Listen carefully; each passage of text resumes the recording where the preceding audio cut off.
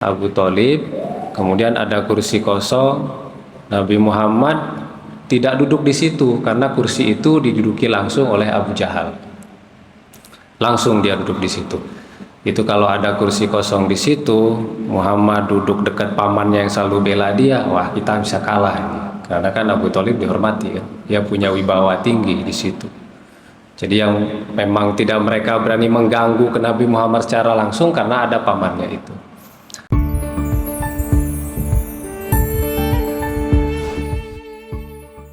Bismillahirrahmanirrahim.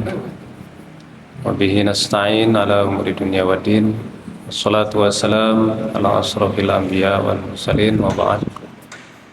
Allahumma salli ala Muhammad wa ala Muhammad wa bismillah sadri wa yassir li amri wa hlul 'uqdatam min lisani yafqahu qawli. Bapak, ibu-ibu, jamaah Masjid Walidah Dahlan yang berbahagia, minggu lalu kita berbicara membahas tentang surat Al-Fath atau surat An-Nasr yang salah satu sebab turunnya yaitu para pembesar Quraisy mengadakan perjanjian Hudaybiyah. Salah satu perjanjiannya Rasul dan para muslimin dilarang untuk masuk Makkah selama 10 tahun, dan beberapa perjanjian lain yang kebanyakan itu merugikan umat muslimin.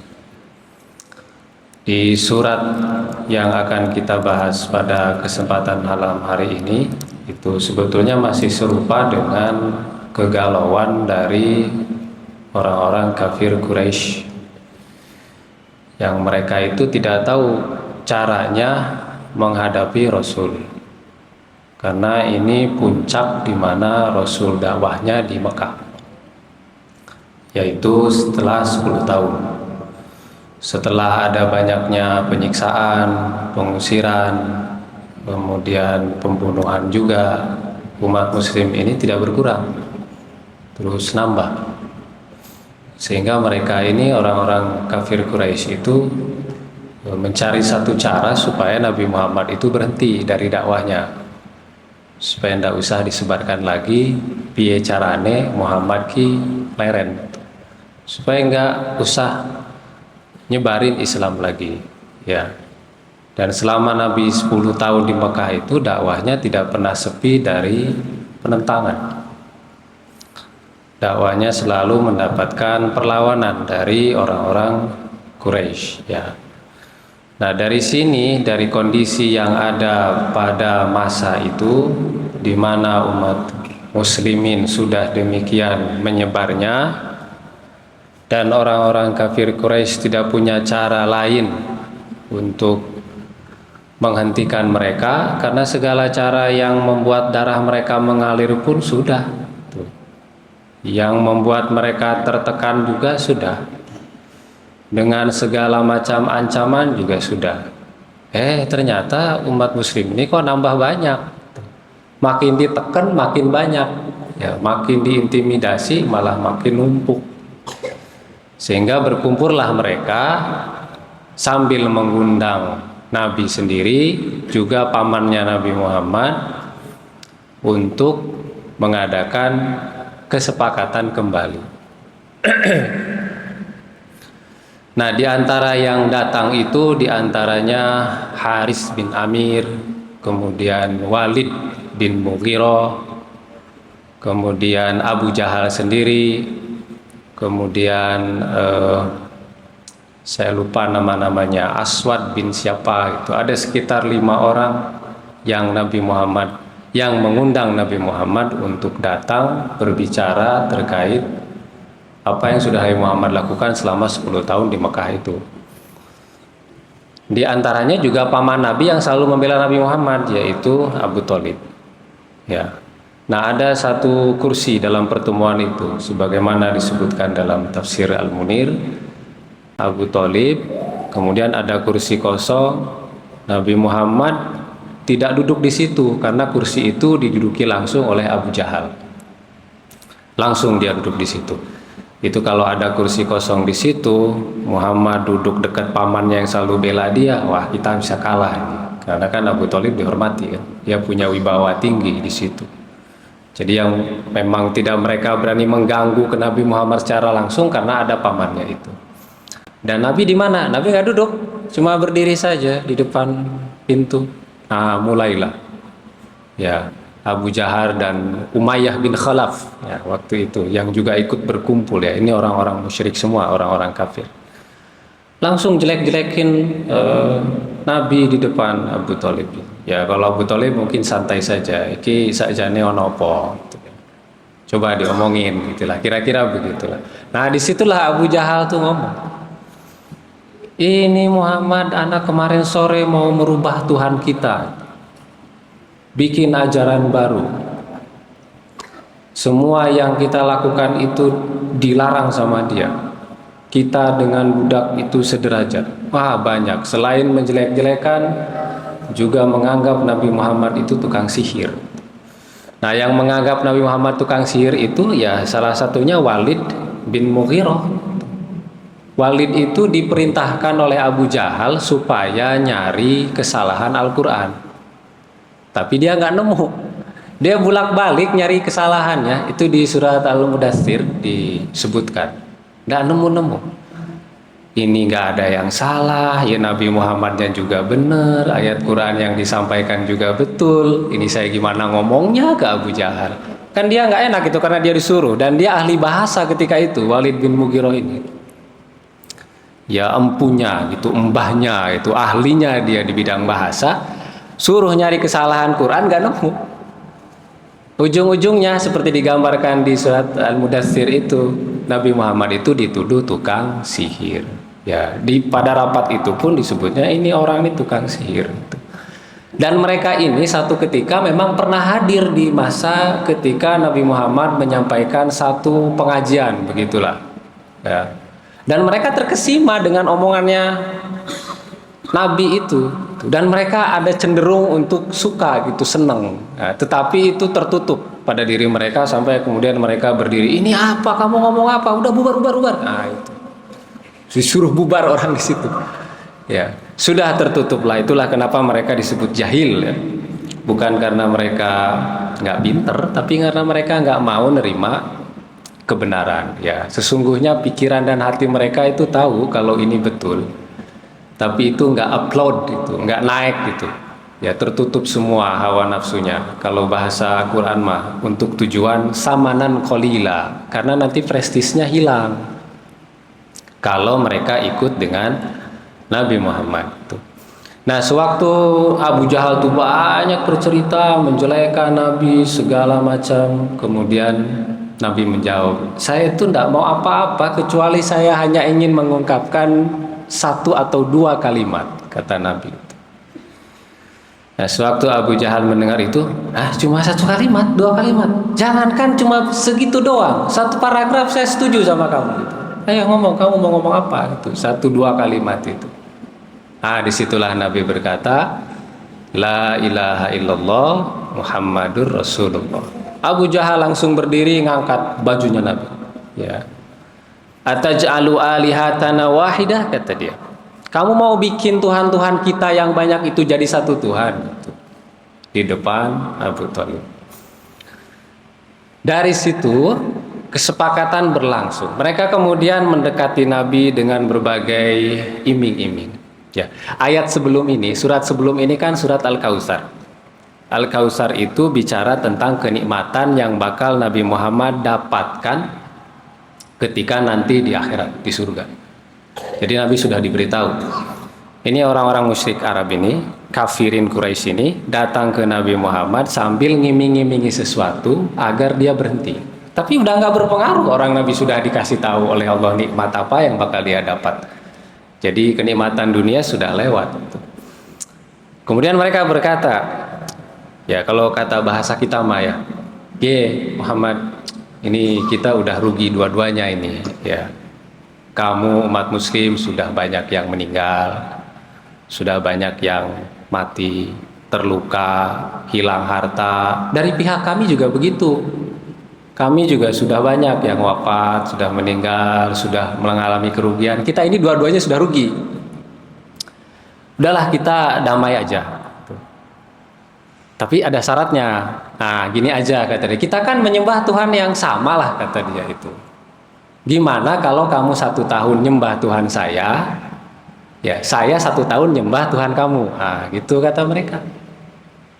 Nah, karena omongan inilah turun surat Al-Kafirun. Ya. Yang diminta Nabi Muhammad untuk mengatakan bilang itu sama orang-orang kafir itu. Ya. Jadi dia ingin menganggap bahwa agama itu sama saja. Sekarang yang begitu ada nggak Bapak Ibu? Banyak, ya. Yang sudahlah, semua agama itu benar semua. Nggak mungkin semua agama benar sama saja. Cuma Islam kan yang lebih tegas bilang agama yang benar itu ya Islam saja. Dan itu harus ada di pikiran kita. Dan harus diwariskan ke setiap generasi. Kalau agama lain mau menganggap dirinya benar, ya monggo silahkan saja. Ya. Tapi kita sudah ditegaskan sendiri oleh Allah bahwa inna dina indallahi Islam. Ya, mereka menginginkan kalau agama itu sama dan benar semua. Macam kita mau ke Gunung Merapi lah. Ya, lewat mana saja bisa. Tuh, lewat Jogja bisa, lewat Magelang bisa, lewat Solo, lewat Klaten bisa ya. Jalannya aja yang beda, tapi tujuannya tetap sama, ke gunung, ke Merapi. Kira-kira itu yang ditawarkan oleh mereka kepada Nabi Muhammad. Tapi tentu kita sebagai umat muslim tidak menganggap itu benar. Contoh sederhananya ya gampang saja. Kalau agama lain itu benar, saya yakin Bapak Ibu tidak masalah saya panggil Kristen. Ya, Mas Edi misalkan, Mas Edi ini Kristen karena menganggap Islam itu benar gitu. Ya kalau begitu saya panggil saja, tapi dia akan menolak. Gitu. Penolakan itu satu tanda bahwa kita ini nggak sama. Gitu. Ya kan itu hal sederhana saja begitu. Dan mereka pengennya kita sama saja. Dan itu sekarang dibawa ke kita di masa modern ini, terutama dari orang-orang Barat, gitu ya. Dan itu disalurkan, dipengaruhi kepada para generasi-generasi sekarang gitu, yang menganggap semuanya sama gitu. Karena mereka kebiasaannya beda dengan kita. Dulu di Barat juga taat Bapak Ibu pada agama, tapi karena banyak kekacauan yang disebabkan oleh pembesar dari gereja mereka sendiri yang tidak mau adanya ilmu pengetahuan di dalam gereja, akhirnya mereka diinkuisisi para ilmuannya, seperti Galileo Galilei itu. Ya, yang menemukan heliosentris bumi, yang bahwa pusat tata surya itu bukan bumi, tapi gereja menganggapnya pusat tata surya itu adalah bumi. Dan kemudian dijawab oleh dia, akhirnya dia dihukum gantung, dibunuh. Dari situ permusuhan muncul. Sampai ada seorang intelektual mereka namanya John Hick. Ya, dia mengatakan, udahlah Tuhan kita panggil atas nama satu saja, The One, kata dia. Ya, sama satu semuanya gitu. Itu masuk ke kita sekarang itu pengaruh-pengaruh seperti itu. Ini ayat mau membatasi itu. Ini tidak sama kita ini. Turunlah kepada Nabi. Kul ya ayyuhal kafirun. Ya, ini sebab diantara turunnya surat Al-Kafirun. Kalau di tafsir Al-Munir tidak disebutkan siapa orang itu, dia hanya menyebutkan para pembesar. Die hardnya gitulah kalau kita. Nah, tadi orang-orang yang saya sebutkan itu, Abu Jahal, Walid bin Mughirah, Umayyah bin Khalaf, kemudian Haris bin Amir, kemudian Aswad bin siapa tuh lupa namanya saya ya. Itu berkumpul bikin negosiasi supaya Nabi itu menyembah Tuhan mereka setahun, nanti mereka juga nyembah Tuhannya Nabi Muhammad SAW. Ya. Kita ke ayatnya. A'udzubillahi minasyaitonirrajim. Bismillahirrahmanirrahim. Qul ya ayyuhal kafirun. Katakanlah kepada mereka orang-orang kafir. Jadi ada bedanya kalau bahasa Quran itu ngomongnya kata kerja, itu tidak akan terus selamanya berlangsung begitu. Tapi kalau ngomongnya kata benda itu seterusnya begitu, dari dulu seterusnya begitu, tidak akan berubah. Kata kafir di situ itu kata benda. Nah, kalau ini kalimat ini sering diulang-ulang biasanya, makna kafir itu sendiri. Kalau secara bahasa kafir itu berarti maknanya adalah tertutup, menutupi, kafaro. Ya, ada kalimat di dalam Al-Qur'an itu untuk menutupi dosa-dosa. Yukaffir ankum sayyiatikum, ditutupnya dosa-dosamu. Jadi makna kafir itu bukan sesuatu yang buruk, bukan sesuatu yang jelek, ya, bukan menghinakan. Secara bahasa ya artinya itu saja, tertutup. Mungkin ada orang yang menyebutkan kafir ini disamakan dengan hewan. Tidak, makna aslinya tidak begitu. Hanya arti secara bahasanya tertutup. Bahkan seorang petani yang kerjaannya itu menutup biji dengan tanah, itu disebutnya kafir. Tapi kan kita nggak mungkin kan bilang petani kafir, bapak kafir. Kerjaannya nutupin biji pakai tanah itu. Karena demikian kerjaannya maka disebutnya kafir. Bukan berarti dia jadi kafir. Gitu. Tapi jangan bilang bapak ibu ke petani ya, nanti dia salah paham tuh ya. Tapi demikianlah penjelasan bahasanya. Gitu. Nah, kenapa sampai tertutup? Gitu. Karena dia tidak mempergunakan hidayahnya dengan betul. Apa hidayahnya itu? Moral dan juga akalnya. Nah, tadi di awal disebutkan sebetulnya mereka tahu, tapi mereka tidak mau mengakui. Itulah kenapa disebutnya kafir atau tertutup. Ya, tertutup hati, tertutup pikiran. Apa yang menyebabkan tertutupnya? Samanan kolila, tarikan dunia yang begitu besar. Jadi mereka tidak rela dunianya itu hilang, makanya mereka ya menghilangkan kesehatan mental dan akalnya demi kehormatan duniawi. Ini orang-orang kafir musyrik Arab Quraisy waktu itu. Karena posisi mereka memang tinggi. Duit mereka juga banyak. Nah, kalau mereka ikut dengan Nabi Muhammad, lah hilang semuanya kan. Ya, dan mereka tidak siap dengan itu. Jadi mereka memilih untuk menutup dirinya. Kafir, ya. Yang di sini disebutnya itu kafirun, itu isim, itu kata benda. Nah, itu maksudnya menunjuk kepada orang tertentu. Apalagi di situ ada alnya. Al itu biasanya kalau al selalu definitif pada orang-orang tertentu. Beda kalau kata kafar, kafaro. Kalau kata kafaro itu fiil kata kerja. Kalau dia menyebut kata kerja, itu maksudnya dia hanya akan kafir mungkin hari itu saja. Besok di masa yang akan datang dia belum tentu kafir. Apakah sahabat-sahabatnya Nabi yang masuk ketika Fathul Makkah mereka tidak kafir? Kafir. Maka mereka disebutnya kafaru. Bukan kafir, tapi kafaru. Kafir ketika belum masuk Islam. Kalau sudah berubah kalimat itu, maka Allah memanggil mereka bukan dengan kafir. Kalau dia kafir, dia tidak akan berubah. Nah, yang disebut di sini kafnya panjang, kafirun, dan banyak. Tidak satu orang, tadi saya sebutkan orang-orangnya. Ini ayat sudah melegitimasi kepada kita bahwa orang yang disebut ini gak akan pernah berubah. Memang ini mereka akan terus kafir. Tapi kalau Quran ngomongnya ya ayyuhalladzina kafaru, udah itu pasti berubah dia. Tapi ini gak berubah, sudah langsung disebutkan kafir. Ya, karena bentuknya benda. Bentuknya itu isim, bukan bentuknya itu kata kerja. Di sini ada kata ya. Ya itu biasanya menunjuk untuk jauh. Kul ya, hei kalian itu yang jauh. Kenapa Allah menunjuk jauh? Karena Allah tidak mau dekat-dekat sama orang-orang ini. Ya. Orang-orang ini tidak layak dekat dengan Allah juga. Sudah summum bukmun umyun fahum. Disebutnya dengan menggunakan kata ya, itu menggunakannya jauh. Tapi berbeda dengan kalimat lain yang tidak disebutkan kata ya, tetapi depannya kul. Apa itu? Tentang haid. Yas'alunaka anil mahid. Apa jawabnya Allah? Kul huwa adza, langsung. Itu untuk menandakan kedekatan, karena yang bertanya itu orang mukmin, orang muslim. Apalagi yas'alunaka anil anfal, jawabnya pasti nggak ada ya-nya itu.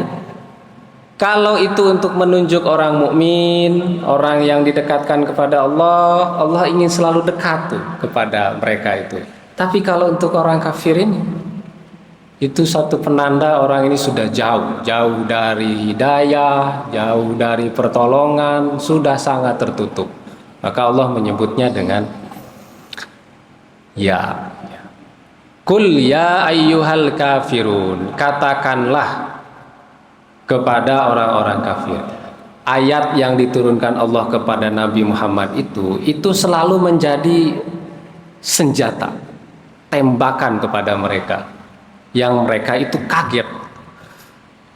Hal ini terasa juga pada istrinya Abu Lahab dan istrinya itu.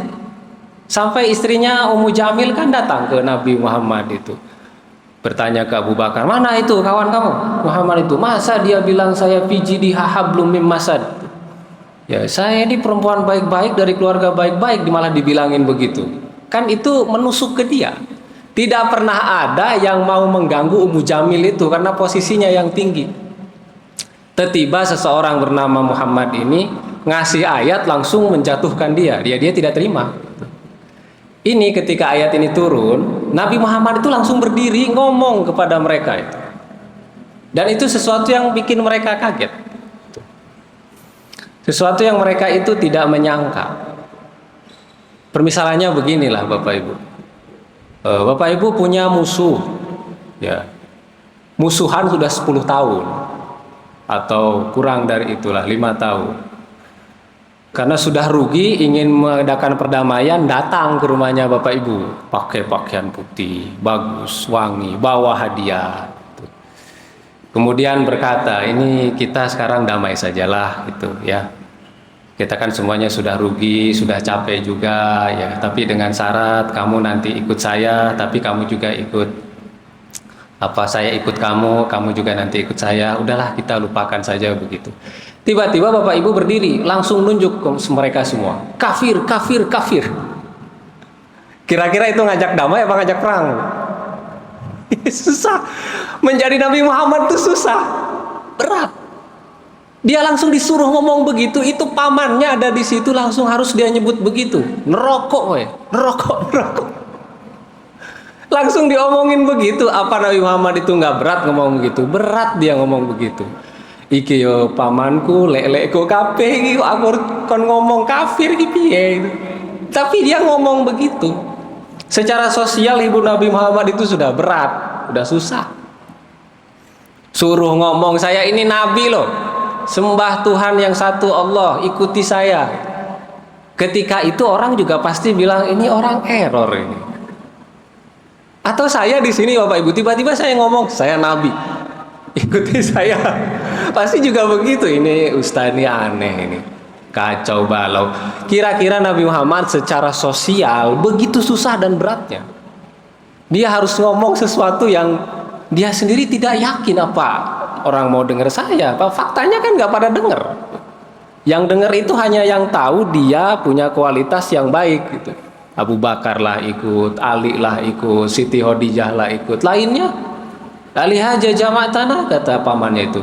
Kamu capek-capek ngumpulin kami cuma muat ngomong gituan doang. Berat secara sosial. Ini juga begitu.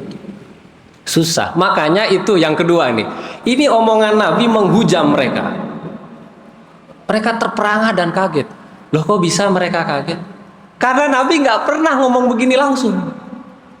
Karena dia sudah mengenal Rasul itu sebagai orang yang baik, lembut, mulia. Loh kok tiba-tiba ngomong sesuatu yang buruk? Sesuatu yang tidak biasa Nabi mengungkapkan itu. Itu dikeluar dari orang yang dikenal sangat lama selalu memilih kalimatnya dengan benar. Lah kalau dia sudah terbiasa ngomong buruk-buruk, ya dia sendiri juga nggak akan efek, atau orang yang dengarnya juga biasa orang dia masih sering ngomong yang buruk. Tuh. Ya, atau saya tiba-tiba ngomong kalimat yang sekarang lagi viral itu ya, GOBLOX.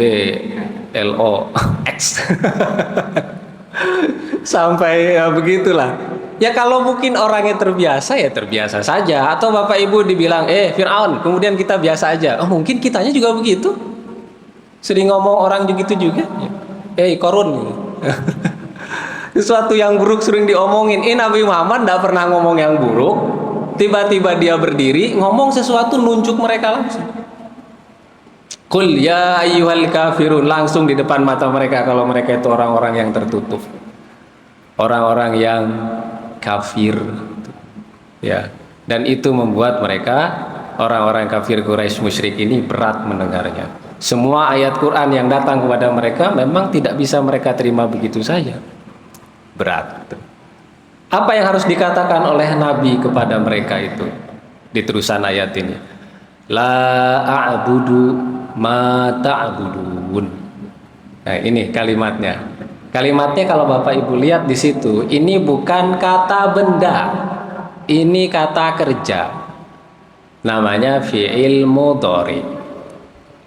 Yang kedua juga kata kerja. Fi'il mudhari juga, ya. A'budu itu saya sekarang menyembah. Ya.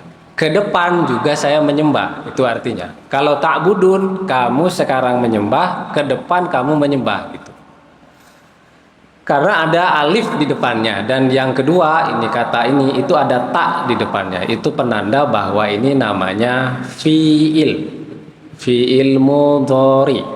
Atau kalau bahasa Inggris itu present and future tense. Pada saat ini dan juga akan datang. Apa yang pada saat ini akan datang itu? Kalau Nabi Muhammad tidak akan melakukan penyembahan apa yang dikerjakan oleh kafir Quraisy itu saat ini dan akan datang. Tidak. Jadi sebagai penanda kepada mereka. A'bud itu bisa dimaknai beribadah dan hamba.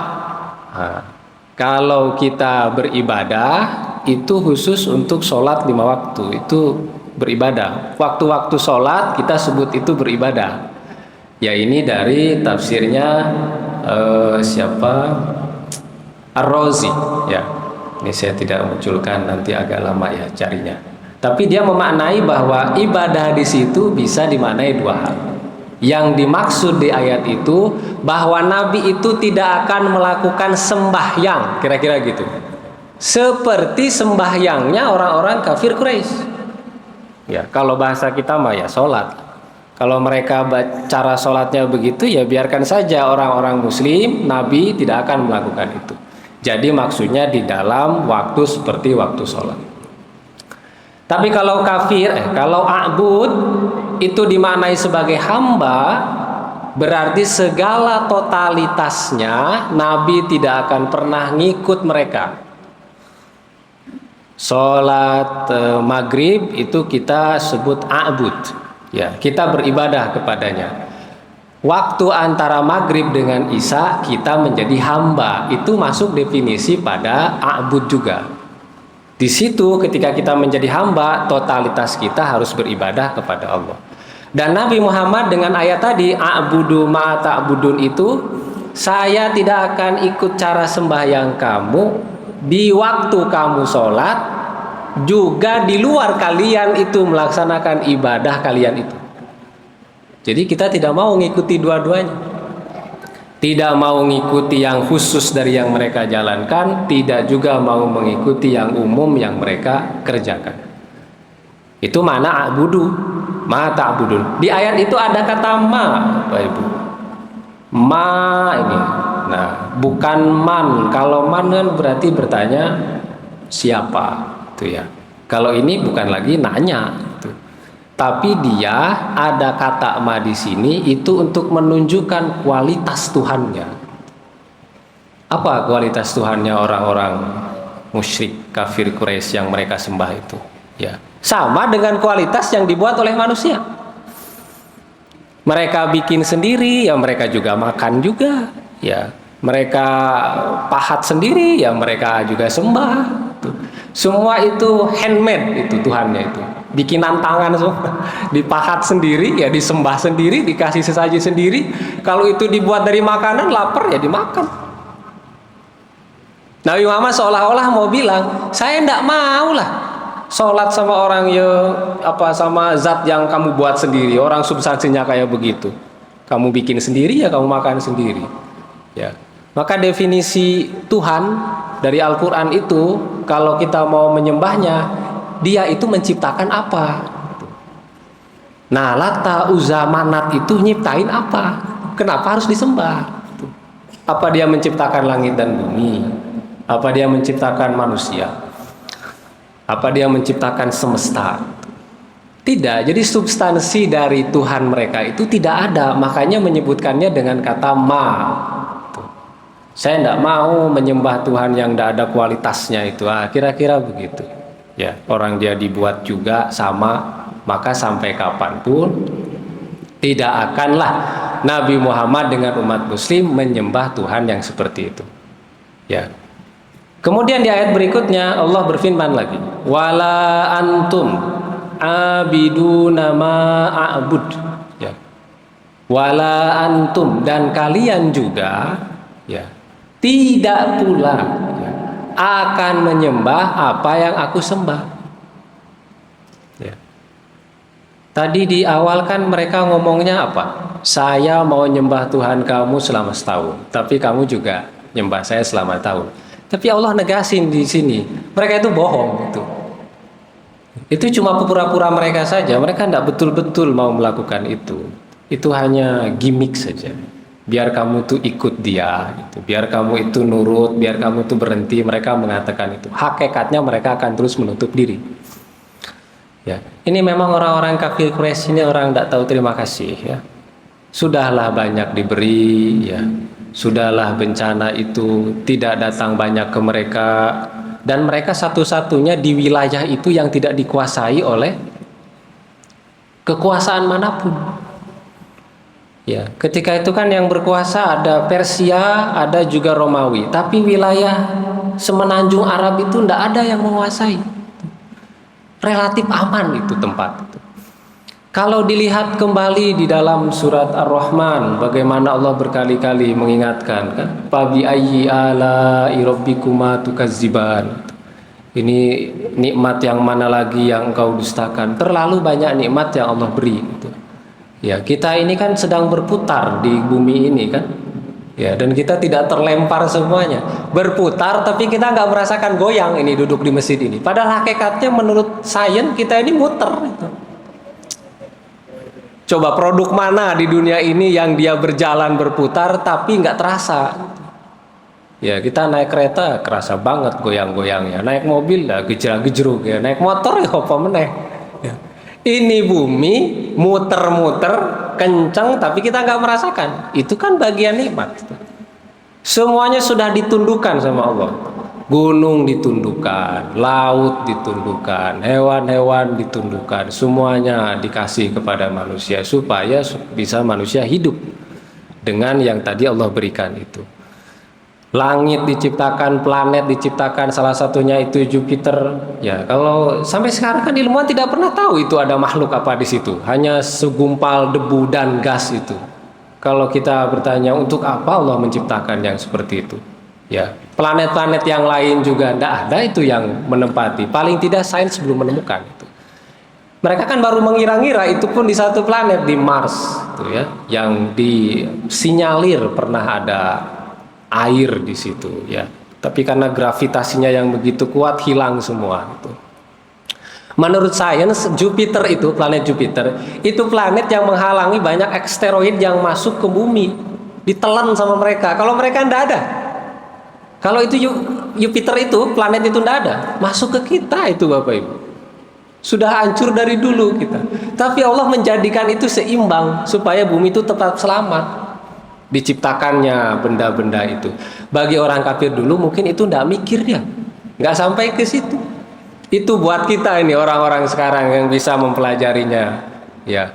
Sehingga amat sangat zolim kalau kita masih menyembah sesuatu yang lain, sementara Allah sudah memberikan banyak perlindungan.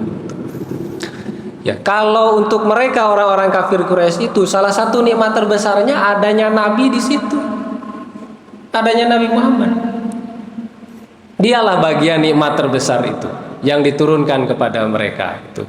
Dia juga nikmat terbesarnya itu adalah Al-Quran juga diturunkan kepada mereka itu, sehingga banyak orang membacakannya pada mereka. Tapi mereka tidak mau juga beriman itu, tetap dengan kekufuran.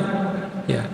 Jadi banyak di antara mereka ini pada akhirnya kan jatuh dengan kehancuran sebab karena pembangkangannya, dan hancurnya itu bukan karena orang yang besar, hanya karena hal-hal sepele saja. Bahkan diantaranya tidak dengan berperang Nabi datang ke Mekah itu, langsung mereka berduyun-duyun afwaja, kan, masuk Islam tanpa ada kekerasan, tanpa ada peperangan. Ya, tapi kalau dilihat di masa lalu lagi, orang yang merasa dirinya besar, misalkan Raja Namrud, pada akhirnya juga mati dengan cara mengenaskan, ya, bukan oleh kekuatan besar, tapi oleh seekor nyamuk, kan. Kemudian siapa itu? Jalut, ya, yang dia kalau sekali tebas itu 100 leher bisa dia potong gitu. Tapi akhirnya dia mati dengan ketapel yang dilemparkan oleh seorang remaja, dan remaja itu kelak dia jadi nabi, namanya Nabi Daud gitu. Itu membunuh Jalut dengan ketapel, tapi bukan ketapel buat burung itu ya Pak Ibu, yang kalau Pak Ibu mungkin pernah lihat itu yang buat perang-perang di film-film itu tuh, yang besar. Dia mati dengan cara seperti itu. Firaun juga mengenaskan matinya, padahal lagi di puncak jayanya dia itu malah tenggelam, ya. Orang-orang ini juga terhina itu. Abu Jahal juga matinya diinjak sama siapa itu? Amr bin As. Ya, kepalanya diinjak, ditarik, diinjak. Sampai itu Nabi Muhammad tertawa itu, karena Jibril langsung narik itu dari kepala dia. Nyawanya itu, ruhnya mati dengan cara-cara yang hina. Dulu yang mereka gambarkan tuh, apa yang mereka banggakan hilang. Ya. Wala ana abidum ma abattum, ini untuk penegasan, dan saya juga tidak akan menyembah apa yang kamu sembah. Tuh. Ditegaskan lagi, wala antum, diulang-ulang lagi sama Allah begitu, untuk menegaskan bahwa betul-betul kita tidak akan ikut dengan cara mereka itu. Ya. Kalau kamu mau ibadah dengan caramu, ya silahkan, ya. Mau ibadah dengan modelmu sendiri, ya mau, tapi jangan ajak-ajak kami lah gitu. Maka di akhir ayat ini Allah berkata, lakum dinukum waliyadin, ya. Untukmu agamamu, untukku agamaku. Nah, ini ayat ini kadang juga banyak disalahpahami, ya. Sehingga ada yang menggunakan, udahlah itu orang mau berbuat jelek terserahlah, lakum dinukum aja gitu, ya. Ya tidak gitulah. Kalau tadi objeknya masih kafar itu, ya itu masih kena dakwah oleh kita. Tapi kalau sudah kafir, ya sudah susah, ya. Itu mau didakwahin pun susah, itu berat, ya. A'angzartahum am lam tunzirhum la yu'minun. Kita mau ngasih tahu perkara yang buruk, perkara yang baik, ya yang sangat mengerikan, tetap aja mereka akan susah, gitu. Tetap juga tidak akan beriman. Yang termasuk pada bagian yang kafar itu juga orang-orang muslim yang gak mau bersyukur, ya, seperti disebut di dalam surat Ibrahim, kan? Apa itu ayatnya? La in syakartum la azidannakum wa la in kafartum, kan? Inna azabi lasadid. Orang yang tidak mau bersyukur saja didefinisikan sebagai kafar, sebagai orang yang menutup dirinya dari nikmat Allah. Kalau ada muslim yang menutup dirinya dari nikmat Allah, dia tidak mampu menggunakan kesehatannya untuk hal-hal yang berguna dan positif, malah digunakan untuk kemaksiatan, yaitu bagian dari kufur. Ya, jadi kufur bukan cuma milik mereka yang berbeda agama. Kita pun orang muslim bisa saja kena pada definisi itu. Maka kalau ada begitu, mestinya itu juga didakwahi.